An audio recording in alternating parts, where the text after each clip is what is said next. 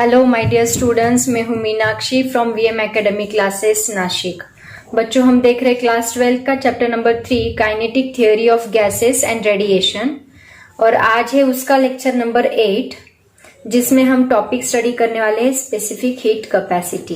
लेकिन इसके पहले मैं आपको बता दूं, इसके पहले के सभी लेक्चर्स देखो, ठीक से सुनो और ठीक से समझ लो, तभी आपको ये लेक्चर समझ में आएगा। सभी लेक्चर्स इस चैप्टर के डिपेंडेंट है एक दूसरे के ऊपर। आपको अगर पहले का लेक्चर समझ में आएगा तभी आगे का टॉपिक समझ में आएगा। तो इसके पहले मैंने डिग्री ऑफ फ्रीडम पढ़ाया है और law of equipartition of energy पढ़ाया है, तो बहुत ही ज्यादा इंपॉर्टेंट है इस टॉपिक के लिए, वो आपको पढ़ना ही पड़ेगा। ठीक है, तो चलो स्टार्ट करते हैं आज का lecture number 8 specific heat capacity. लेकिन बच्चों, ये टॉपिक स्टडी करने के लिए आपको 11 के कुछ बेसिक कॉन्सेप्ट्स है वो पता होनी चाहिए। तो वो बेसिक कॉन्सेप्ट्स पहले हम लोग स्टडी करेंगे, वो बहुत ही ज्यादा इंपॉर्टेंट है क्योंकि, और आप लोग भूल चुके होंगे, तो इसीलिए पहले मैं आपको वो बेसिक कॉन्सेप्ट्स बताऊंगी, उसके बाद ही हम लोग आगे का लेक्चर कंटिन्यू करेंगे। तो वो बेसिक कॉन्सेप्ट्स हम लोग क्या क्या स्टडी करने वाले, पहले मैं आपको वो बता दूं। तो बच्चों, 11 के बेसिक कॉन्सेप्ट्स में सबसे पहले हम स्टडी करने जा रहे हैं स्पेसिफिक हीट कैपेसिटी। तो स्पेसिफिक हीट कैपेसिटी क्या होती है, देखो सबसे पहले हीट क्या होती है। हीट एक एनर्जी होती है, एनर्जी ऑफ सिस्टम, किसी सिस्टम की एनर्जी। और वो एनर्जी कैसे बनती है, एक तो वो सिस्टम एनर्जी रिलीज करेगा या फिर एब्जॉर्ब करेगा, तो उसकी वजह से हीट जनरेट होगी, एक टाइप की एनर्जी जनरेट होगी। मतलब एनर्जी ऑफ सिस्टम जो कि हीट क्या करता है, एब्जॉर्ब करता है, हीट एक्सचेंज करना। सिंपली हम इसको क्या बोलेंगे, हीट एक्सचेंज करना। एक्सचेंज करना मतलब क्या, एक तो हीट एब्जॉर्ब करना या फिर रिलीज करना, राइट। ऐसे हीट प्रोड्यूस होती है। और स्पेसिफिक हीट उसमें क्या होती है, स्पेसिफिक हीट मतलब क्या, हीट को हम लोग डिनोट किससे करते हैं, heat is denoted by Q. ये ऑलरेडी हम लोगों ने 11th स्टैंडर्ड में स्टडी किया है। Heat is denoted by Q and amount of heat per unit mass per unit change in temperature called as specific heat capacity. मतलब क्या कि हीट एब्जॉर्ब करना या फिर रिलीज करना, यूनिट मास मतलब हम ले सकते हैं 1 kg या फिर 1 ग्राम आप बोल सकते हैं। स्टैंडर्ड यूनिट वैसे हम 1 ग्राम लेते हैं, लेकिन यहाँ पे उन्होंने 1 kg, 11th में उन्होंने 1 kg लिया है। अगर हमने 1 kg सब्सटेंस लिया और ये 1 kg सब्सटेंस का टेम्परेचर अगर हमें 1 डिग्री सेल्सियस करना है, 1 डिग्री सेल्सियस से राइज करना है या फिर चेंज करना है, बोल सकते हैं हम लोग, राइज करना है या फिर कम करना है। तो अगर आपको टेम्परेचर राइज करना होगा 1 डिग्री सेल्सियस के लिए, तो आप क्या करोगे, हीट एब्जॉर्ब करोगे। अगर आपको टेम्परेचर 1 डिग्री सेल्सियस से फॉल करना है तो आप हीट रिलीज करोगे। तो अमाउंट ऑफ हीट एब्जॉर्ब और released to change the temperature of 1 kg gas, to change the temperature of 1 degree Celsius for 1 kg gas या फिर 1 kg substance, उसको हम बोलेंगे स्पेसिफिक हीट कैपेसिटी। तो स्पेसिफिक हीट कैपेसिटी को फॉर्मूले में हम लोग ऐसे लिखते हैं, Q divide by M delta T.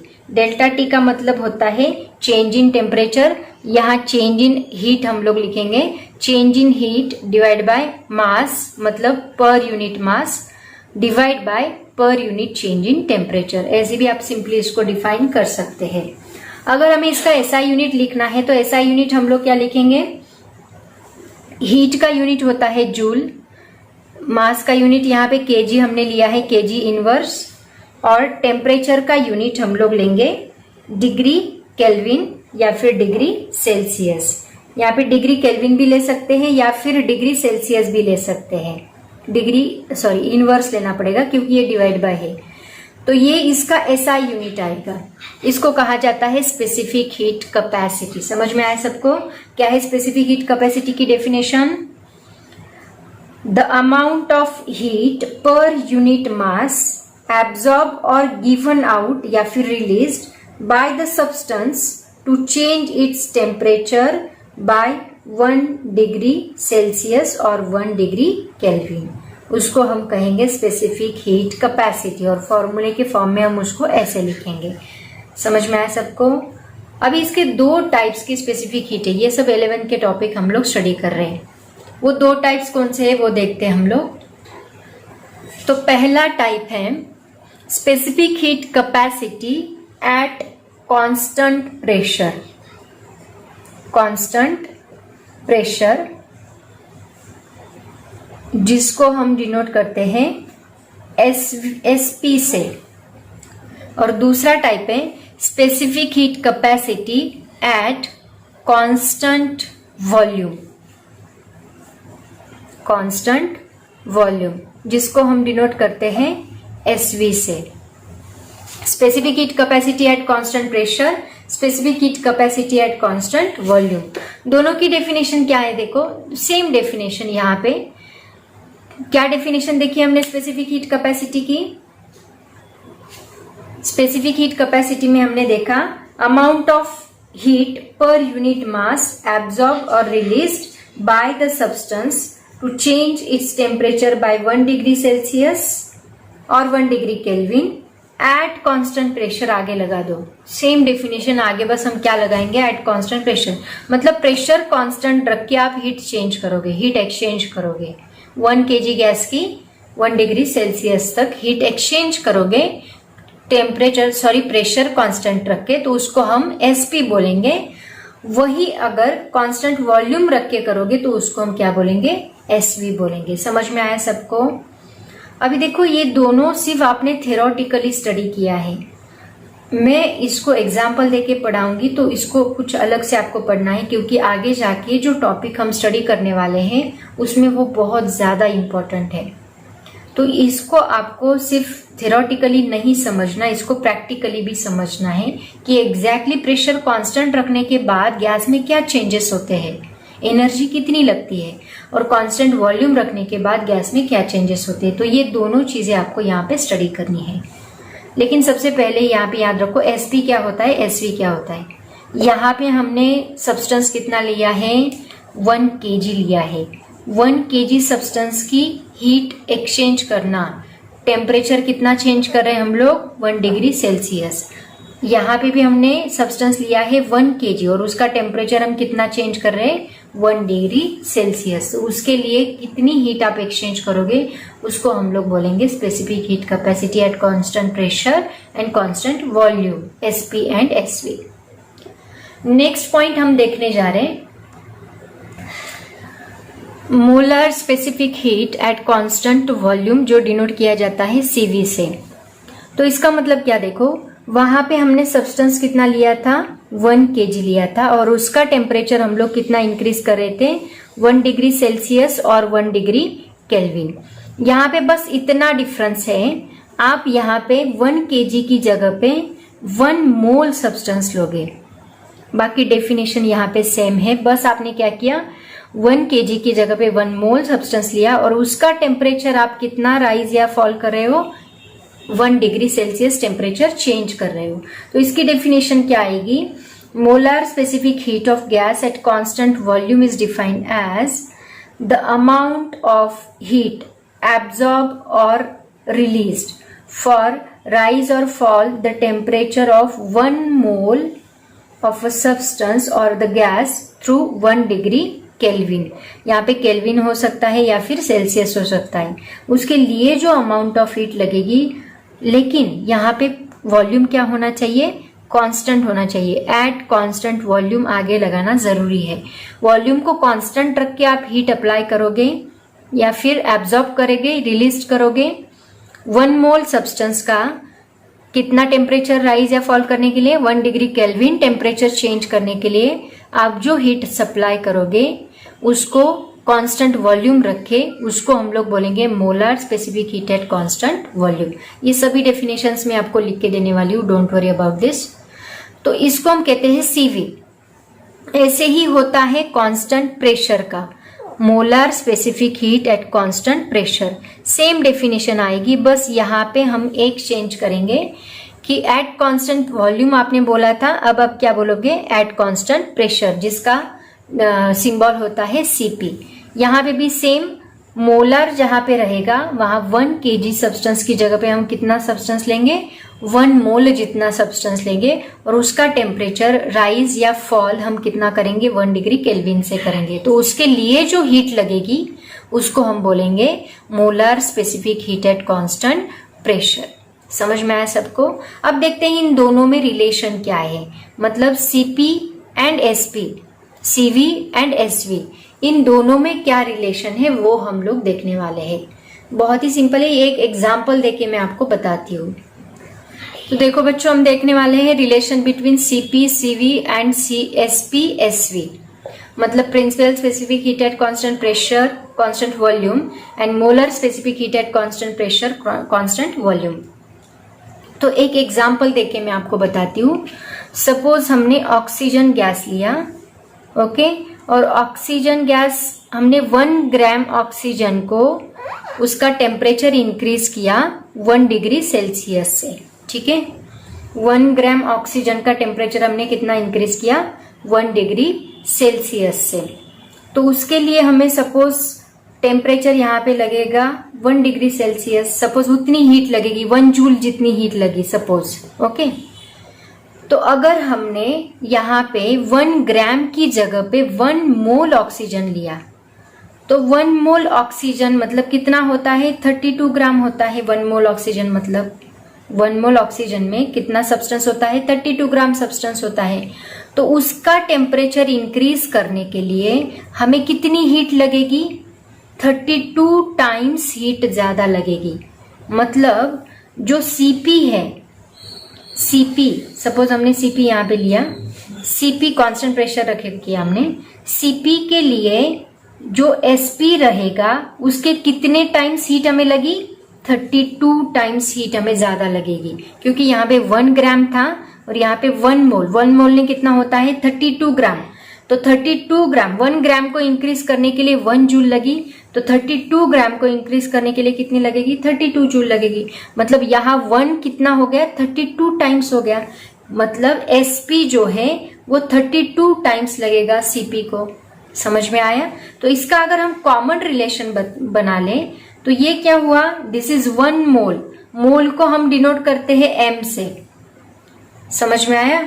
मोल को हम लोग डिनोट करते हैं, m से भी डिनोट किया जाता है या फिर m0 से भी डिनोट किया जाता है मोलर मास को। तो यहाँ पे अगर हम एक कॉमन रिलेशन बना ले तो वो कॉमन रिलेशन क्या बनेगा, देखो दोनों का, इसको हम यूटिलाइज करने वाले आगे के इक्वेशन में। ये सब आपका 11th में हुआ है। Cp is equal to molar mass into Sp, ये कॉमन रिलेशन बनेगा इसका। और दूसरा रिलेशन क्या बनेगा Cv का, Cv is equal to m0 into Sv, ये दोनों का कॉमन रिलेशन यहाँ पे फॉर्म होगा। तो relation between Cp and Cv क्या है, Cp इज इक्वल टू मतलब molar specific heat at constant pressure is equal to molecular weight into Sp, मतलब principal specific heat at constant pressure. Similarly यहाँ पे भी सेम रिलेशन बनेगा।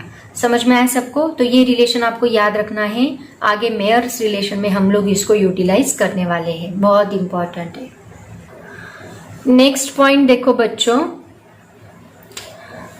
मैं आपको एक क्वेश्चन पूछती हूँ कि Cp को ज्यादा हीट लगेगी या Cv को, किसको हीट ज्यादा लगेगी, Cp को लगेगी या Cv को? तो इसको समझने के लिए मैं आपको एक एग्जांपल देती हूँ। सपोज कंसीडर करते हैं यहाँ पे एक कंटेनर हमने लिया है और उस कंटेनर में हमने गैस भरा है, जिसको हमने एक पिस्टन का यूज करके क्लोज करके रखा है, और यहाँ से हम लोग इसको कंटिन्यूअसली हीट अप्लाई कर रहे हैं, ठीक है। तो सबसे पहले कांस्टेंट प्रेशर और कांस्टेंट वॉल्यूम क्या है, ये गैस सपोज हमने लिया है 1 मोल गैस लिया है, Cp है ना, मतलब 1 मोल गैस लिया है, और यहाँ पे एक थर्मोमीटर डाला जिसका टेम्परेचर हम लोग कितना इंक्रीज करने वाले हैं, 1 डिग्री सेल्सियस या 1 डिग्री केल्विन से इंक्रीज करने वाले हैं। तो सबसे पहले Cp मतलब कांस्टेंट प्रेशर आपको रखना है। तो प्रेशर कांस्टेंट रखने के लिए आप क्या करोगे, पिस्टन को लूज करोगे, क्योंकि पिस्टन जब लूज किया तभी आपका प्रेशर कांस्टेंट हो सकता है, क्योंकि आप कंटिन्यूअसली हीट अप्लाई कर रहे हो, मॉलिक्यूल यहाँ एक दूसरे के ऊपर कोलाइड हो रहे हैं क्योंकि उनका वाइब्रेशन बढ़ गया है, एनर्जी बढ़ गई है, तो उसकी वजह से वो यहाँ पे प्रेशर अप्लाई करेंगे। तो प्रेशर अप्लाई करेंगे, अगर हमने पिस्टन फिक्स किया है यहाँ पे तो ये प्रेशर बढ़ता ही जाएगा क्योंकि ये पिस्टन ऊपर से फोर्स लगाएगा, मॉलिक्यूल अंदर से फोर्स लगाएंगे, उसकी वजह से पिस्टन का प्रेशर बढ़ता ही जाएगा। बट अगर हमें कांस्टेंट प्रेशर रखना है तो हमें क्या करना होगा, इस पिस्टन को लूज करना होगा। अगर हमने पिस्टन लूज किया तो मॉलिक्यूल का कोलिजन बढ़ता ही रहेगा, उसकी वजह से पिस्टन ऊपर चला जाएगा। अगर पिस्टन ऊपर चला गया तो यहाँ का वॉल्यूम क्या होगा, बढ़ेगा। तो वॉल्यूम बढ़ेगा, इसका मतलब जो हीट यहाँ पे अप्लाई हो रही है वो दो चीजों के लिए यूटिलाइज होगी। एक, टू इंक्रीज द टेम्परेचर, और दूसरा जो यहाँ वॉल्यूम इंक्रीज हुआ पिस्टन ऊपर जाने की वजह से, टू इंक्रीज द वॉल्यूम। मतलब सीपी में हमें दो चीजों के लिए हीट लग रही है, to increase the temperature and to increase the volume. लेकिन सीवी में ऐसा नहीं होगा। सीवी में क्या हो रहा है, हमने यहाँ पिस्टन को फिक्स्ड कर दिया, मतलब वॉल्यूम इंक्रीज होने के चांसेस ही नहीं, क्योंकि हमें कांस्टेंट वॉल्यूम रखना है। कांस्टेंट वॉल्यूम में हम लोग पिस्टन फिक्स्ड करेंगे, उसकी वजह से वॉल्यूम चेंज होने के चांसेस ही नहीं है, वॉल्यूम इंक्रीज होने के चांसेस ही नहीं है। वॉल्यूम फिक्स्ड है, मतलब जो भी हीट हम लोग यहाँ पे अप्लाई कर रहे हैं वो पूरी हीट टेम्परेचर इंक्रीज करने के लिए ही यूटिलाइज हो रही है। मतलब कांस्टेंट वॉल्यूम में बस एक चीज के लिए हीट यूटिलाइज हो रही है, टू इंक्रीज द टेम्परेचर। मतलब देखो सीपी में दो चीजों के लिए हीट यूटिलाइज हुई, to increase the temperature and to increase the volume. लेकिन सीवी में बस टू इंक्रीज द टेम्परेचर इसके लिए हीट यूटिलाइज हुई। इसका मतलब किसको अमाउंट ऑफ हीट ज्यादा लगेगी, इसका मतलब सीपी को अमाउंट ऑफ हीट ज्यादा लगेगी। Work is done here in CP, but CV में यहाँ पे टोटल एनर्जी जो है वो सभी सिर्फ इन टेम्परेचर इंक्रीज करने के लिए ही यूटिलाइज होगी, लेकिन सीपी में वैसा नहीं है। तो याद रखो, molar specific heat at constant pressure is more than molar specific heat at constant volume. Work is done here but here work is not done. यहाँ फोर्स अप्लाई होने की वजह से पिस्टन ऊपर जाता है, मतलब फोर्स इंटू डिस्प्लेसमेंट बढ़ता है, मतलब वर्क होता है, वॉल्यूम इंक्रीज होता है। लेकिन सीवी में वैसा नहीं है, यहाँ फिक्स्ड है तो वर्क नहीं होता। जो भी एनर्जी यहाँ यूटिलाइज हो रही है बस टेम्परेचर इंक्रीज करने में हो रही है। और इसका बहुत बड़ा रोल है जो हम मेयर्स रिलेशन में यूज करने वाले हैं 12th में। ये सभी 11th के टॉपिक ही हम लोग देख रहे हैं अभी तक। उसके बाद और एक कंसेप्ट उन्होंने यूटिलाइज किया है इसमें डायरेक्टली, जो कि 11th का ही है, एडियाबैटिक इंडेक्स। एडियाबैटिक इंडेक्स क्या होता है देखो, जिसको हम डिनोट करते हैं गैमा से। It is the ratio of molar specific heat at constant pressure to the molar specific heat at constant volume. CP by CV, इसको क्या कहा जाता है, मोलर स्पेसिफिक हीट। याद रखो, सॉरी, adiabatic index. तो adiabatic index is defined as it is the ratio of molar specific heat at constant pressure to the molar specific heat at constant volume, जिसको हम यूटिलाइज करने वाले हैं आगे जाके। बहुत इंपॉर्टेंट टॉपिक है, तो ये सभी टॉपिक्स आपको याद रखने हैं। ये लास्ट टॉपिक था 11 का। जो बेसिक कंसेप्ट हमने यूटिलाइज किए उनको पहले मैंने क्लियर किया, उसके बाद ही अभी हम लोग 12 का टॉपिक स्टार्ट करेंगे। देखो हमने क्या क्या स्टडी किया, एक बार रिवाइज करते हैं। सबसे पहले हमने लिया एसपी। एसपी क्या होता है, principal specific heat at constant pressure, मतलब अमाउंट ऑफ हीट रिलीज्ड और absorb per unit mass per unit rise और fall temperature by 1 degree Celsius और 1 डिग्री केल्विन। उसके बाद हमने सेकेंड डेफिनेशन देखी एसवी की, at constant pressure, that is important. Same definition, amount of heat absorb और revolve for rise or fall of temperature by 1 degree Celsius for unit mass of a substance at constant volume। उसके बाद हमने definition देखी CP की, मतलब molar specific heat at constant pressure. Same definition, सिर्फ unit mass पे 1 kg मास पे हम 1 मोल मास लेंगे, और राइज और fall of temperature 1 degree Kelvin at constant pressure. चौथी डेफिनेशन हमने देखी सीवी की, सेम डेफिनेशन 1 मोल, बस 1 kg की जगह पे हम 1 मोल सब्सटेंस लेंगे और वहां पे हम लोग 1 डिग्री केल्विन टेम्परेचर राइज करेंगे। फिर हमने रिलेशन देखा Cp is equal to molar weight, molecular weight या फिर मोलर मास इंटू Sp। वही Cv में हमने देखा m0 इंटू Sv।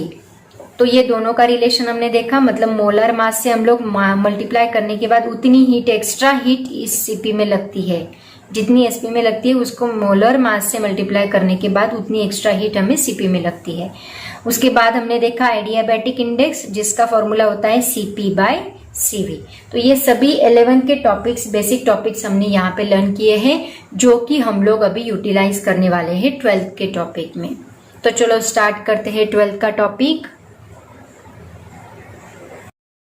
तो देखो बच्चों, अपने 12th का टॉपिक अभी मैं स्टार्ट करने जा रही हूँ। अभी तक जो हमने पढ़ा है वो सब 11th का बेसिक पढ़ा है। अभी मैं 12th का टॉपिक स्टार्ट करने जा रही हूँ, that is the Mayer's relation. यहाँ पे उन्होंने specific heat, principal specific heat, molar specific heat किसको भी एक्सप्लेन नहीं किया है। उन्होंने अज्यूम किया है कि आपको 11th का जो बेसिक है वो सब आ रहा है। तो अभी मैंने उसको क्लियर किया है, और अगर आपको डिटेल में पढ़ना है तो जब मैं 11th के वीडियोस डालूंगी तो वो भी आप लोग देखो, उससे आपको पता चलेगा। तो अभी हम स्टार्ट करने वाले हैं मेयर्स रिलेशन। मेयर्स रिलेशन हम दोनों के लिए देखेंगे, मोलर स्पेसिफिक हीट के लिए भी देखेंगे एंड प्रिंसिपल स्पेसिफिक हीट के लिए भी देखेंगे। तो उसके लिए देखो, सबसे पहले मैं आपको बता देती हूँ, वही एग्जाम्पल हम लोग लेते हैं कि एक कंटेनर में हमने 1 मोल जितना गैस लिया। ये कंटेनर है, वो कंटेनर में हमने कितना गैस लिया है, 1 मोल जितना गैस लिया है। मतलब पहले हम मोलर स्पेसिफिक हीट की बात करेंगे और उसके ऊपर से हम प्रिंसिपल स्पेसिफिक हीट का रिलेशन डिफाइन करेंगे। और इस कंटेनर को हमने एक पिस्टन से क्लोज किया है। तो पिस्टन से क्लोज करने के बाद यहाँ पे हमने हीट अप्लाई करना स्टार्ट किया। तो जैसे ही हम लोग हीट अप्लाई करेंगे तो 2 स्टेप्स के लिए हम लोग हीट अप्लाई करेंगे, मतलब 2 एक्सपेरिमेंट हम लोग परफॉर्म करेंगे। पहला एट कांस्टेंट वॉल्यूम के लिए, दूसरा एट कांस्टेंट प्रेशर के लिए। तो दोनों के लिए हम लोग एक्सपेरिमेंट परफॉर्म करेंगे और देखेंगे दोनों में क्या चेंजेस आते हैं। ऑलरेडी मैंने आपको बताया है कि प्रेशर जब हम कांस्टेंट रखते हैं तो वहां पे जो हीट अप्लाई होती है वो 2 चीजों के लिए हीट अप्लाई होती है। कौन सी? Increase in temperature, increase in volume. लेकिन कांस्टेंट वॉल्यूम में बस इंक्रीजिंग वॉल्यूम के लिए ही हीट अप्लाई होती है, सॉरी, इंक्रीजिंग टेम्परेचर के लिए ही हीट अप्लाई होती है। ये हमने स्टडी किया। अभी वही चीज को यहाँ पे कंसिडर करके हमें आगे का मेयर्स रिलेशन डिफाइन करना है। तो सबसे पहले हम देखते हैं एट कांस्टेंट वॉल्यूम के लिए। तो यहाँ पे जो भी हीट अप्लाई हो रही है, ये इंटरनल एनर्जी जो है मॉलिक्यूल्स की, ये पूरी हीट वो इंटरनल एनर्जी इंक्रीज करने के लिए हो रही है। मतलब इसकी इंटरनल एनर्जी इंक्रीज होगी तो उसका टेम्परेचर भी क्या होगा, इंक्रीज होगा। तो यहाँ पे जितनी भी हीट अप्लाई हो रही है वो पूरी इंटरनल एनर्जी के लिए हो रही है। मतलब जो dq है, चेंज इन हीट है, सपोज हमने इसको नाम दिया dq1, that dq1 totally applied to change the internal energy, that is dE। और अगर हम इसका रिलेशन डिफाइन करें तो हमें पता है cv का फॉर्मूला क्या है, that is equal to dq divide by molar mass into dt। ये फॉर्मूला हमने कल देखा, यहाँ डेल्टा कंसिडर किया था हमने, उसकी जगह पे हम d भी ले सकते हैं, dq divide by m into dt। तो इससे हमें यहाँ पे मोल कितना है, 1, तो यहाँ 1 डाला तो हमें क्या मिलेगा, सिर्फ dq बाई dt मिलेगा। तो dq का फॉर्मूला हमें यहाँ से क्या मिलेगा, dq is equal to cv into dt, ऐसे फॉर्मूला मिलेगा। तो ये dq1 is equal to de is equal to क्या होगा, cv इंटू dt। समझ में आया कैसे लिया हमने। dq1 कहाँ किसके लिए यूज हो रहा है, चेंज इन इंटरनल एनर्जी के लिए, that means dq is equal to de रहेगा, और that is equal to molar specific heat at constant volume into change in temperature. ये सभी इक्वल होंगे, ठीक है। ये कैसे आया मैंने आपको बताया, कल जो फॉर्मूला लिया था उसी फॉर्मूले के ऊपर से हमने इसको डिफाइन किया। मतलब यहाँ पे देखो, जो भी हीट अप्लाई हो रही है वो बस इंटरनल एनर्जी चेंज करने के लिए, that means to increase the temperature. Internal energy change होगी इंटरनल एनर्जी की वजह से मॉलिक्यूल्स का स्पीड बढ़ेगा, स्पीड की वजह से कोलिजन बढ़ेगा, कोलिजन की वजह से टेम्परेचर इंक्रीज होगा। समझ में आया? तो वहां पे जो भी हीट अप्लाई हो रही है किसके लिए हो रही है? Increase in temperature, that means to change the internal energy. Understand everybody? उसी तरह अभी देखते हैं सेकेंड स्टेप हम क्या करने वाले हैं, eight constant pressure. Eight constant pressure के लिए देखो, जो हीट अप्लाई हो रही है कांस्टेंट प्रेशर रखने के लिए सबसे पहले तो मैं आपको बता दूं हमने क्या किया था, कांस्टेंट वॉल्यूम में पिस्टन को फिक्स्ड किया था, राइट ना, मतलब पिस्टन हिल नहीं रहा था। लेकिन कांस्टेंट प्रेशर रखने के लिए हम क्या करेंगे, पिस्टन को लूज करेंगे, क्योंकि कांस्टेंट वॉल्यूम में प्रेशर इंक्रीज हो रहा था, डिक्रीज हो रहा था, चेंज हो रहा था। लेकिन कांस्टेंट प्रेशर रखने के लिए हमें क्या करना होगा, पिस्टन लूज करना पड़ेगा, तभी प्रेशर कांस्टेंट हो सकता है। कोलिजन मॉलिक्यूल्स का बढ़ेगा तो प्रेशर बढ़ता रहेगा अगर हमने इसको फिक्स किया तो इसके लिए हमें क्या करना है, पिस्टन लूज करना है। तो पिस्टन लूज करने के बाद ये मॉलिक्यूल्स की इंटरनल एनर्जी बढ़ेगी, राइट, मतलब dQ2 is equal two molecules की इंटरनल एनर्जी बढ़ी। सिर्फ इंटरनल एनर्जी यहाँ पे नहीं बढ़ी, और क्या हुआ देखो, ये जब पिस्टन ऊपर जाएगा तो वहां पे फोर्स लगेगा, फोर्स लगने की वजह से ये पिस्टन सपोज यहां तक गया, पिस्टन यहां से यहां तक गया, मतलब इसने कुछ तो भी डिस्प्लेसमेंट कवर किया, यहां से फोर्स लगा और इसने डिस्प्लेसमेंट कवर किया, मतलब force into displacement, work is done here. इसका मतलब वो जो हीट अप्लाई हो रही है वो इंटरनल एनर्जी तो चेंज कर ही रही है, प्लस उसके साथ साथ वर्क भी कर रही है, पिस्टन को ऊपर नीचे करने के लिए, मूव करने के लिए वहां पे वर्क भी हो रहा है। मतलब जो हीट अप्लाई हो रही है वो दो चीजों के लिए, change in internal energy that means change in temperature plus change in work done, दो चीजों के लिए यहाँ पे हीट अप्लाई हो रही है, और दैट इज इक्वल टू क्या हमें मिलेगा, Cp इंटू dt मिलेगा। अब देखो यहाँ पे ये जो dw है इसका फॉर्मूला हम लोग डिराइव करेंगे। आपको पता है dw इज इक्वल टू क्या होता है, फोर्स इंटू डिस्प्लेसमेंट। सपोज ये डिस्प्लेसमेंट हमने s कंसिडर किया है तो s ही डालती हूं। तो यहाँ पे अगर मैं a से डिवाइड कर दूं और a से मल्टीप्लाई कर दूं तो a का फॉर्मूला क्या होता है, length into breadth, length into breadth, और ये s अगर हम h कंसिडर करें, ये इसको हम हाइट कंसिडर करें तो length into breadth into height, ये क्या होता है, that is the volume, right ना। और ये क्या हो रहा है, कंटिन्यूसली चेंज हो रहा है, मतलब ये क्या लेंगे हम लोग, change in volume. And force per unit area किसका फॉर्मूला है, ये प्रेशर का फॉर्मूला है, मतलब dw इज इक्वल टू हमें क्या मिलेगा, p इंटू dv मिलेगा, pressure into change in volume. इसकी जगह पे हम प्रेशर पुट करेंगे और इसकी जगह पे हम dv पुट करेंगे, तो ये दोनों को पुट करके हमें dw का क्या फॉर्मूला मिल रहा है, p इंटू dv। तो ये फॉर्मूला मैं इसकी जगह पे पुट करूंगी, ठीक है। अब देखो यहाँ पे याद रखो, यहाँ पे लिख के रखती हूं मैं, dw is equal to p into dv, इसको हम पुट करेंगे आगे जाके। सपोज हमने इसको नाम दिया इक्वेशन नंबर 1 और इसको नाम दिया इक्वेशन नंबर 2। अब यहाँ पे क्या होगा देखो, ये दोनों को अगर हमने इक्वल किया तो हमें पता है जो CV है उसको कितनी हीट लगी, मतलब CV को DE जितनी हीट लगी प्लस ये CP में dW जितनी हीट इंक्रीज हुई, मतलब जो CP है उसको CV जितनी हीट लगी उससे भी ज्यादा dW के लिए हीट लगी। समझ में आए? तो अगर हम ये दोनों इक्वेशंस को इक्वेट करते हैं तो उससे हमें पता चलता है कि CV इंटू dt, ये CP इंटू dt कितना है, CV इंटू dt जितना है प्लस उसमें एक्स्ट्रा वर्क डन है, बराबर, तब ये दोनों जाके इक्वेट होंगे।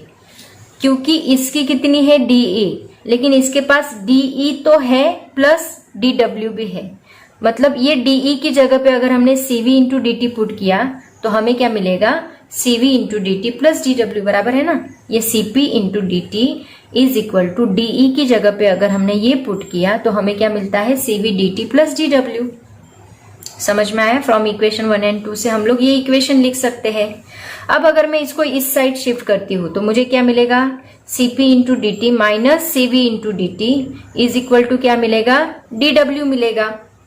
अब यहाँ पे अगर मैंने dt कॉमन निकाला, पहले हम dW की जगह पे ये वैल्यू डाल देते हैं, ये क्या है, P इंटू dV, बराबर। अब अगर मैंने dt कॉमन निकाला तो मुझे क्या मिलेगा, Cp minus Cv into dt is equal to P into dV। Okay, यहां तक आए हम लोग। अब आगे देखो, आगे आपको पता है आइडियल गैस इक्वेशन हम लोग यहाँ पे कंसीडर करने वाले हैं। तो आप सबको पता है आइडियल गैस इक्वेशन क्या है। Ideal gas equation is PV is equal to nRT। PV is equal to क्या होता है, nRT। लेकिन यहाँ पे हमने कितना गैस लिया है, 1 मोल, मतलब N इज इक्वल टू क्या मिलेगा, 1। तो PV इज इक्वल टू हमें क्या मिलेगा, RT मिलेगा। अब अगर मैं ये change in volume and change in temperature consider करूं तो मुझे क्या मिलेगा, therefore P into dV is equal to क्या मिलेगा, R इंटू dt मिलेगा। और अगर हमने ये P इंटू dV की वैल्यू यहाँ पे पुट की तो हमें क्या मिलेगा, इधर लिखती हूं, Cp minus CV into dt is equal to R into dt। तो यहाँ पे देखो ये dt एंड dt ये दोनों कैंसिल हुए और हमें फाइनल रिलेशन क्या मिला, Cp minus CV is equal to R, where this R is called as universal gas constant, right. और ये जो रिलेशन हमें मिला है इसी को हम लोग क्या बोलते हैं, this is called as Mayer's relation. लेकिन ये किसके लिए, मोलर स्पेसिफिक हीट का मेयर्स रिलेशन है। समझ में आया सबको, ऐसे हम इसको डिराइव करेंगे। ये डिराइव करने के लिए पूछा जाता है। ये सिर्फ हमने मेयर्स रिलेशन देखा है अभी तक मोलर के लिए। प्रिंसिपल स्पेसिफिक हीट के लिए भी आगे हमें देखना है, वो छोटा है। लेकिन यहां तक आपको समझ में आया क्या किया, देखो हमने एट कांस्टेंट वॉल्यूम के लिए जब हम गैस का टेम्परेचर इंक्रीज करते हैं 1 मोल गैस का, तो वो जो अमाउंट ऑफ हीट है वो इंटरनल एनर्जी चेंज करने के लिए यूटिलाइज होती है। So internal energy is equal to CV into dt, ये हमें फॉर्मूला मिला। आगे जाके एट कांस्टेंट प्रेशर के लिए हमें एक्स्ट्रा हीट लगती है क्योंकि वहां पे वर्क डन भी चेंज हो रहा है, राइट ना। तो dQ2 is equal to D plus dW is equal to Cp dt हमने लिखा। तो यहाँ पे ये दोनों को जब हम इक्वेट करेंगे तो हमें पता चलेगा कि ये कांस्टेंट वॉल्यूम जितनी हीट इसको लगती है प्लस एक्स्ट्रा हीट इसको किसके लिए रख ले, to change in work done. या फिर आप इस यहाँ पे DE की जगह पे डायरेक्टली ये वैल्यू पुट कर सकते हैं डेरिवेशन याद रखने के लिए। लेकिन इसका मीनिंग याद रखो, Cp dt को कितनी हीट लगती है, Cv dt जितनी हीट लगती है प्लस वर्क डन एक्स्ट्रा उसको लगता है, ऐसा उसका मीनिंग है। तो यहाँ पे हमने शिफ्ट किया और एक इक्वेशन बना लिया। उसके बाद हमने आइडियल गैस इक्वेशन कंसीडर किया, PV is equal to nRT, N is equal to 1 put किया तो PV is equal to RT मिलेगा। चेंज इन वॉल्यूम के लिए PdV, change in temperature RdT। तो PdV की जगह पे हमने RdT पुट किया तो dt कैंसिल हुआ और हमें फाइनल रिलेशन मिला Cp minus CV is equal to R। R यहाँ पे है यूनिवर्सल गैस कांस्टेंट और उसकी वैल्यू है 8300। R की वैल्यू हम लोग क्या लेते हैं, 8300 जूल पर केजी डिग्री केल्विन। ये वैल्यू आपको यहाँ पे लेनी है। आपकी बुक में जो दी है वो वैल्यू मैं यहाँ पे बता रही हूँ, ठीक है।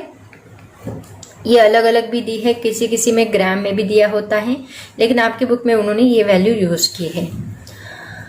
तो यहाँ पे देखो ये जो रिलेशन हमें मिला है that is the molar specific heat का रिलेशन है। आगे मैं प्रिंसिपल स्पेसिफिक हीट का भी आपको रिलेशन बताती हूँ। देखो यहाँ पे ये जो R है, ये R को आगे जाके कभी कभी Cp minus CV is equal to R divide by J ऐसे भी लिखा होता है। तो यहाँ पे ये जो J है that is the mechanical equivalent of heat. यहाँ पे उन्होंने mechanical energy plus heat energy दोनों को कंबाइन करके ये रिलेशन बनाया है। तो ये मैकेनिकल इक्विवेलेंट ऑफ हीट है जो R divide by J is the constant consider किया जाता है। मतलब Cp माइनस CV ये इज इक्वल टू R भी आप लोग ले सकते हैं या फिर R डिवाइड बाई J, ये भी रिलेशन आपको याद, इसको भी मेयर्स रिलेशन ही बोला जाता है। तो ये दोनों रिलेशन आप यहाँ पे कंसीडर कर सकते हो, ठीक है। अब हमें देखना है बच्चों Mayer's relation in principal specific heat. मतलब हमें पता है Cp का और Sp का रिलेशन क्या है। अभी थोड़ी देर पहले हमने 11 के बेसिक कॉन्सेप्ट्स में स्टडी किया। Cp इज इक्वल टू क्या होता है, मोलर मास इंटू Sp होता है। Similarly Cv is equal to क्या होता है, मोलर मास इंटू Sv होता है। तो मेयर्स रिलेशन हमने क्या देखा, Cp minus CV is equal to क्या है, R डिवाइड बाई J। तो इसकी जगह पे अगर हम ये पुट करें तो हमें मिलेगा m0 sp minus m0 sv is equal to r divide by j। तो अगर मैं m0 कॉमन निकालती हूं तो मुझे क्या मिलेगा, sp minus sv is equal to r upon j। और ये m0 अगर मैं इस साइड शिफ्ट करती हूँ तो मुझे मिलेगा sp minus sv is equal to r divide by m0 into j। तो ये रिलेशन है किसके लिए, principal specific heat, Mayer's relation for principal specific heat के लिए ये रिलेशन बनेगा, and Mayer's relation for molar specific heat के लिए ये रिलेशन बनेगा। तो ये दोनों इक्वेशंस आपको याद रखने हैं, and CP minus CV is equal to R, ये रिलेशन भी आपको याद रखना है। तो ये तीनों रिलेशन आप लोग याद रखोगे। समझ में आया सबको? तो देखो बच्चों, इसके ऊपर एक क्वेश्चन हम लोग सॉल्व करते हैं। क्वेश्चन देखो क्या है, for N2 the value of CP minus CV is equal to dash dash dash, और ऑप्शंस उन्होंने दिए हैं A 14R, B R by 14, C 28R, D R by 28। तो इसको सॉल्व करना है हमें। देखो कैसे सॉल्व करना है। आपको पता है CP माइनस CV इन दोनों का रिलेशन क्या होता है, that is equal to R। ये अभी अभी हमने स्टडी किया। तो यहाँ पे नाइट्रोजन गैस के लिए अगर इसको हम प्रिंसिपल स्पेसिफिक हीट में लिखेंगे तो हमें क्या मिलेगा, पहले हम लिख लेते हैं m0 sp minus m0 sv is equal to क्या रहेगा, r। ये हमने डिफाइन किया। तो यहाँ पे अगर m0 में कॉमन निकालती हूं तो m0 इन ब्रैकेट हमें क्या मिलेगा, sp minus sv is equal to r मिलेगा। नाइट्रोजन का जो मोलर मास है वो क्या है, देखो नाइट्रोजन का molar mass that is m0 is equal to क्या मिलेगा हमें, 28 मिलेगा। तो अगर मैं ये 28 पुट करती हूँ तो मुझे क्या मिलेगा, sp माइनस sv, और ये 28 यहाँ पे आके डिवाइड होगा, r डिवाइड बाय 28 मिलेगा। r डिवाइड बाय m0 होगा ना, यहाँ पे ये मल्टीप्लाई है, इस साइड आके डिवाइड होगा, मतलब हमें फॉर्मूला क्या मिलेगा, r डिवाइड बाय 28। तो sp माइनस sv या फिर cp माइनस cv उन्होंने लिए, ये स्मॉल cp माइनस cv भी लिया होगा, या फिर आप sp माइनस sp भी बोल सकते हैं। क्योंकि देखो यहाँ पे कभी कभी क्या होता है, ये स्मॉल cp से भी डिनोट किया जाता है, ये s की जगह पे वो स्मॉल c यूज करते हैं, उसको प्रिंसिपल स्पेसिफिक हीट भी, किसी किसी बुक्स में अगर आप देखोगे तो प्रिंसिपल स्पेसिफिक हीट को स्मॉल cp से डिनोट किया है और मोलर स्पेसिफिक हीट को कैपिटल cp से डिनोट किया है।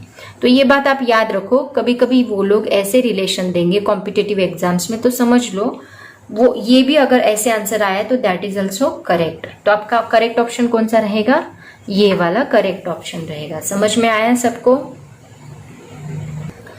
नेक्स्ट क्वेश्चन देखो बच्चों, आपकी बुक में उन्होंने सॉल्व क्वेश्चन दिया है, वही मैं आपको बताने वाली हूँ। क्या क्वेश्चन है देखो, given the value of the two principal specific heats, दो प्रिंसिपल स्पेसिफिक हीट की वैल्यू दी है sp इज इक्वल टू कितना दिया है, 3400 calorie per kilogram per kelvin, and sv is equal to 2400 दिया है for the hydrogen gas. Find the value of j if the universal gas constant r is equal to 8300 joule per kg degree kelvin. मतलब उन्होंने sp दिया है, sv दिया है, r दिया है, और आपको j निकालना है बाय यूजिंग मेयर्स रिलेशन, वही रिलेशन का यूज करके आपको r निकालना है।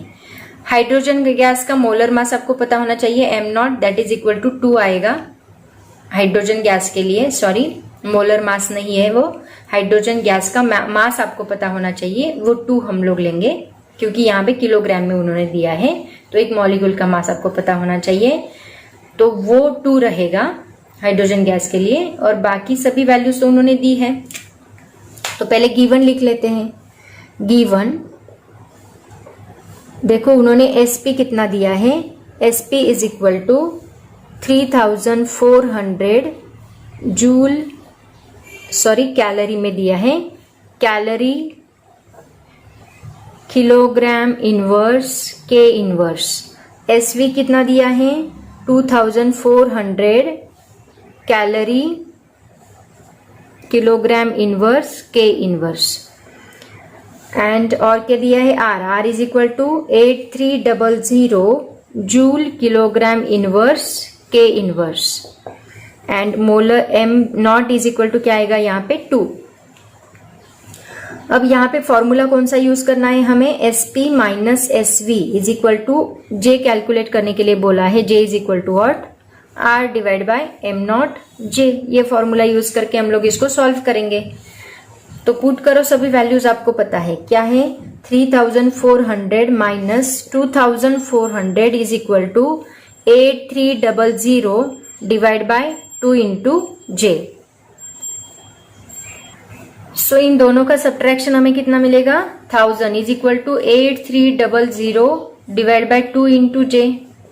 ये जे को इधर शिफ्ट करो, जे अगर हमने इधर शिफ्ट किया तो ये 1000 यहाँ पे डिवाइड होगा और ये जे ऊपर जाएगा। सो यहाँ पे हम कैलकुलेशन इजीली कर सकते हैं, 0 0 0 0 गेट कैंसल, एक 0 कैंसिल किया तो पॉइंट यहाँ पे आएगा, मतलब हमें मिलेगा 8.3 या फिर 10 से हम डिवाइड करेंगे, divide by 2 that is equal to 2 4 0.15 4.15 ये हमें आंसर मिलेगा।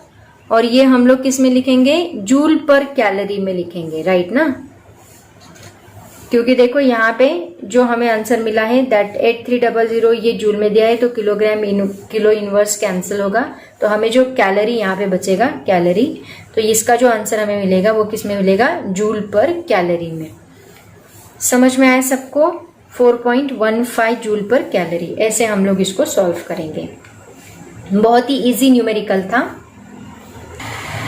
नेक्स्ट न्यूमेरिकल देखो बच्चों, the ratio of specific heats of gas is 1.4 if the specific heat at constant volume is 4.82 kilo calorie में दी है per kilomole degree kelvin. Find the universal gas constant R in joule per kilomole degree kelvin. देखो R उन्होंने calorie में नहीं बल्कि joule में पूछा है। तो आपको इसके पहले मैं आपको एक बात बता दूं, 1 कैलोरी इज इक्वल टू कितना होता है, 4.2 जूल होता है, राइट ना। तो 1 kilo calorie is equal to हमें कितना मिलेगा, 4200 जूल मिलेगा, क्योंकि उनको आंसर 4200 जूल में चाहिए और उन्होंने जो स्पेसिफिक हीट दी है वो किलो कैलोरी में दी है, तो हमें इससे मल्टीप्लाई करना पड़ेगा ताकि जो आर हमें मिलेगा वो जूल पर किलोमोल में मिलेगा। समझ में आया। तो पहले हम आंसर निकालते हैं, उसके बाद हम इसको मल्टीप्लाई करेंगे। तो सबसे पहले लिख लो गिवन क्या क्या उन्होंने दिया है। तो देखो यहाँ पे फॉर्मूला पहले लिख लो, गिवन लिख लो क्या क्या दिया है। The ratio of specific heat of gas is 1.4, मतलब Cp divide by Cv is equal to क्या होता है, गैमा इज इक्वल टू 1.4 उन्होंने दिया है। गैमा एडियाबेटिक इंडेक्स मैंने आपको पढ़ाया है। Then specific heat at constant volume उन्होंने दिया है, मतलब Cv दिया है। Cv कितना दिया है, 4.8 किलो कैलोरी पर किलोमोल डिग्री केल्विन। तो ये वैल्यूज यूज करके हमें क्या निकालना है, R निकालना है। R is equal to what, तो फॉर्मूला हम कौन सा यूज करेंगे, Cp minus Cv is equal to R वाला फॉर्मूला हम लोग यूज करेंगे। लेकिन उसके लिए हमें पहले Cp निकालना होगा, तो इसको यूज करके आप Cp निकाल सकते हैं। तो देखो gamma is equal to Cp divide by Cv, तो आपको Cv की वैल्यू पता है तो आप Cp के लिए Cv को शिफ्ट कर दो। Cv इंटू क्या होगा, गैमा। गैमा कितना दिया है, 1.4 एंड देन 4.8 इंटू 1.4 मल्टीप्लाई करो तो आपको क्या मिलेगा, Cp मिलेगा। तो ये आंसर हमें कितना मिलेगा, 6.748। ये कितना मिलेगा, 6.748 किलो कैलोरी पर किलोमोल पर केल्विन, राइट। अब देखो आपको Cp मिल गया, Cv मिल गया, दोनों का यूज करके आप ये रिलेशन में R निकाल सकते हैं। Therefore R is equal to Cp minus Cv। Cp की वैल्यू कितनी है, that is equal to 6.748 minus Cv कितना है, 4.8। दोनों का सब्ट्रैक्शन करो, सब्ट्रैक्शन करने के बाद आपको आंसर मिलेगा 1.928 ये किस में मिलेगा आपको? किलो कैलोरी में मिलेगा, क्योंकि ये किलो कैलोरी में है ना, किलो कैलोरी पर किलो मोल डिग्री केल्विन। लेकिन हमें उन्होंने बोला है जूल में निकालो, तो हमें क्या करना होगा इसको? ये किलो कैलोरी है, नॉट अ कैलोरी। कैलोरी होता तो 4.2 से मल्टीप्लाई करते, बट किलो है तो हमें 4200 से मल्टीप्लाई करना होगा। यहाँ पे लिखती हूँ R इज इक्वल टू क्या मिलेगा? 1.928 into 4200 joule per kilo mole degree kelvin. ऐसे हमें सॉल्व करना है। तो इन दोनों का मल्टीप्लीकेशन करके आपको फाइनल आंसर मिलेगा R is equal to 8097.6 joule per kilo mole degree kelvin. ये हमें फाइनल आंसर मिला। अगर वो किलो कैलोरी में पूछते तो यही हमारा फाइनल आंसर रहता, लेकिन उन्होंने जूल में पूछा है, और हमेशा आर को वो लोग जूल में पूछते हैं। तो याद रखो, अगर कैलोरी होगा तो 4.2 से आप मल्टीप्लाई करोगे, किलो कैलोरी होगा तो 4200 से मल्टीप्लाई करोगे। ठीक है, समझ में आया सबको? बहुत ही इजी न्यूमेरिकल था। एक्चुअली ये 11th में भी पूछा गया है ऐसे गैमा के ऊपर न्यूमेरिकल्स, तो वही उन्होंने यहाँ पे नोट्स में भी डाला है, तो मैंने एक न्यूमेरिकल लिया। तो समझ में आया बच्चों क्या हमने स्टडी किया? वीडियो इतना काफी है, ज्यादा बड़ा वीडियो नहीं बनाती, क्योंकि आगे का टॉपिक अगर मैंने लिया तो बहुत बड़ा वीडियो बनेगा। तो आज के लिए इतना काफी है बच्चों, पढ़ाई करते रहो। Thank you so much and bye bye.